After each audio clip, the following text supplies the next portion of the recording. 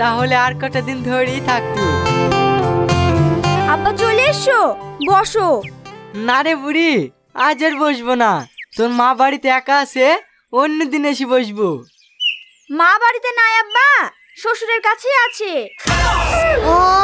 শ্বশুরের কাছে আছে মানে? তোমাদের কোনো খোঁজ খবর পাওয়া যায়নি দেখি শ্বশুর মাকে বিয়ে করে নিয়ে এসছে। তুই এসব কি বলছিস রে বুড়ি?